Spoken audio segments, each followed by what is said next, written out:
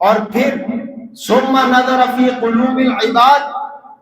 اللہ نے میرے نبی کے دل کو چن لینے کے بعد دوبارہ لوگوں کے دلوں کو پرکھا، دوبارہ لوگوں کے دلوں پر نظر ڈالی، فوجد قلوب اصحابی، تو اللہ نے میرے نبی کے دلوں کو پایا، اللہ نے میرے نبی کے صحابہ کے دلوں کو چن لیا۔ پہلے اللہ نے محمد صلی اللہ علیہ وسلم کے دل کو بہترین دل کہا اور چنا، پھر اللہ نے تمام کے تمام لوگوں میں سے میرے نبی کے صحابہ کے دلوں میں سے چنا، اور تقوی کی بنیاد پر ان کو صحابیت کا مرتبہ دیتا چلا گیا۔ اور آگے نبی پاک صلی اللہ علیہ وسلم نے فرمایا فَجَعَلَهُمْ خُزَرَاءَ نَبِيِّهِ، اللہ نے اپنے نبی کے صحابہ کو تقوی کی بنیاد پر چنا اور چن کر کے انہیں اپنے نبی کے وزیر اور مشیر بنا دیا۔ حضرات، یہ تو بات تھی کہ میرے نبی کے صحابہ کا ایمان کیسا تھا، ان کا ایمان، اس کی گارنٹی اللہ نے آسمان سے دی ہے، اور میرے نبی نے اپنی زبان اقدس سے اس بات کو بیان فرمایا ہے کہ میرے اصحاب کا دل لوگوں کے دلوں میں سے چنا ہوا۔ اگلی بات آ گئی کہ اللہ نے صرف میرے نبی کے صحابہ کے لیے ایمان کو چنا ہی نہیں، بلکہ اللہ نے ان کے دلوں کے اندر ایمان کو لگا دیا، فٹ کر دیا، مضبوط کر دیا، پختہ کر دیا۔ اللہ فرماتے ہیں وَلَكِنَّ اللَّهَ حَبَّبَ إِلَيْكُمُ الْإِيمَانَ وَكَرَّهَ إِلَيْكُمُ الْكُفْرَ وَالْفُسُوقَ وَالْعِصْيَانَ، اللہ فرماتے ہیں اللہ نے تمہارے لیے ایمان کو پسند کر لیا اور اس ایمان کو تمہارے دلوں کے اندر مزین فرما دیا، تمہارے دلوں کے اندر ایمان کی زینت پیدا کر دی اور ایمان کو تمہارے دلوں کے اندر فٹ کر دیا۔ وَكَرَّهَ إِلَيْكُمُ الْكُفْرَ وَالْفُسُوقَ وَالْعِصْيَانَ، اللہ نے تمہارے لیے کفر کو، فسق اور نافرمانی کو ناپسند کر دیا۔ آگے اللہ نے فرمایا اولئک هم الراشدون، لوگوں یہ بات بھی یاد رکھ لینا کہ میرے نبی کے صحابہ بھلائی کو حاصل کر لینے والے ہیں، بھلائی کو پا لینے والے۔ اگلی بات کہ اللہ نے میرے نبی کے اصحاب کو چن لینے کے بعد، ان کے ایمان کا تذکرہ کر دینے کے بعد، قرآن پاک کے اندر اللہ نے نبی پاک صلی اللہ علیہ وسلم کے صحابہ کرام، ان کے ایمان کو، ان کے دن کو، ان کے رات کو، ان کی نماز کو، ان کے رکوع و سجود کو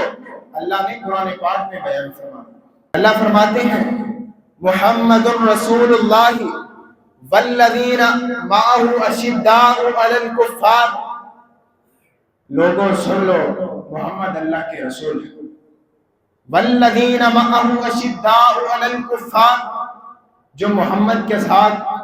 ایمان لے کے آئے ہیں وہ کفار کے خلاف بہت زیادہ سختی کر دینے والے ہیں، رحماء بینہم، آپس میں ایک دوسرے کے ساتھ محبت اور پیار کا درس دینے والے۔ پھر آگے اللہ نے میرے نبی کے اصحاب کی نشانیوں کو بیان فرمایا۔ اللہ نے فرمایا تراہم رکعا سجدا یبتغون فضلا من اللہ ورضوانا، میرے نبی کے صحابہ وہ ہیں کہ جب آپ ان کو دیکھیں گے یا تو وہ رکوع کی حالت میں ہوں گے یا پھر اللہ کے ہاں سجدہ ریز ہوں گے، اور اکیلے رکوع و سجود نہیں ہوں گے، بلکہ ان رکوع و سجود کا مقصد، ان رکوع و سجود کے پیچھے اللہ کی رضا مقصود ہوگی۔ رکوع و سجود کے ساتھ یبتغون فضلا من اللہ ورضوانا، وہ اللہ کے فضل کو اور اللہ کی خوشنودی کو تلاش کریں۔ جب آپ میرے نبی کے صحابہ کو دیکھیں گے یا تو وہ رکوع کی حالت میں ہوں گے یا سجدے کی حالت میں ہوں گے، اور اکیلے رکوع خالی سجدے بھی ہوں گے، بلکہ ایسے سجدے ہوں گے کہ جن سجدوں کا ذکر اقبال نے کیا کہ سجدوں کے اندر بندگی ہوگی، عبادت ہوگی۔ اور آگے اللہ نے فرمایا سیماہم فی وجوہہم من اثر السجود، میرے نبی کے صحابہ کے چہروں پر سجدوں کی وجہ سے نشان پڑ چکے ہیں۔ اللہ نے میرے نبی کے صحابہ کی عبادت کو بھی معیاری بنایا، میرے نبی کے صحابہ کی شخصیات کو بھی معیاری بنایا، میرے نبی کے صحابہ سے ملنے والی ہر چیز کو معیاری بنایا۔ جس چیز کا تعلق میرے نبی کے ساتھ جڑ گیا، میرے نبی کے اصحاب کے ساتھ جڑ گیا، اللہ کے ہاں اس چیز کی قدر و قیمت بڑھتی چلے گی۔ پھر آگے پہلے تو اللہ نے میرے نبی کے اصحاب کا ایمان کا تذکرہ کیا، پھر اللہ نے آگے یہ بھی بتلا دیا کہ میرے نبی کے اصحاب کا ایمان معیاری ایمان ہے۔ حضرات صحابہ کرام کا ایمان ایک آئیڈیل اور نمونہ ہے۔ اللہ فرماتے ہیں سورۃ البقرہ آیت نمبر 132 کے اندر، فَإِنْ آمَنُوا بِمِثْلِ مَا آمَنْتُمْ بِهِ فَقَدِ اهْتَدَوْا۔ اے لوگو، تمہارا ایمان قبول اس وقت ہوگا، تم ایمان کو حاصل اس وقت کر سکو گے جب تمہارا ایمان میرے نبی کے اصحاب کے ایمان کی مثل ہو۔ جس شخص کا ایمان میرے نبی کے صحابہ کے ایمان کی طرح ہوگا، اللہ نے فرمایا اس بندے کے ایمان کو اللہ کی بارگاہ کے اندر قبول کیا جائے گا۔ اور آگے اللہ نے یہ بھی فرمایا کہ اگر تم اس طرح ایمان لے کے آؤ